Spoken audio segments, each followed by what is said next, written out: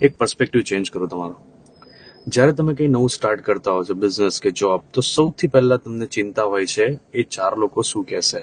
4 લોકો મતલબ દુનિયા, કે દુનિયાના 4 લોકો શું કહેશે. શું આ 4 લોકોને તમારી પડી છે? શું આ 4 લોકો તમારા માટે ચિંતા કરે છે? શું આ 4 લોકો તમે રાત્રે ઘરે જાઓ તો તમને જમવાનું આપે છે?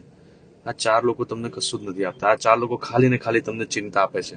ઇન ટ્રુ સેન્સ, તમારે જો 4 લોકોની ચિંતા કરવી હોય તો 4 લોકો તમારા કુટુંબના લોકો હોવા જોઈએ. તમારી વાઈફ, તમારા છોકરા, તમારા મમ્મી પપ્પા. પતી ગયું.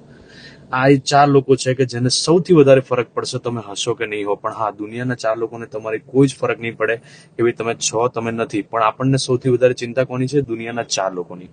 તો પ્લીઝ પ્લીઝ પ્લીઝ આજથી એક નિયમ લો કે તમે કંઈક નવું શરૂ કરો છો તો સૌથી પહેલા એ 4 લોકોની ચિંતા હોવી જોઈએ જે ઘરે બેઠા છે, ના કે જે દુનિયા છે, જે તમને ઓલવેઝ જજ કરે છે.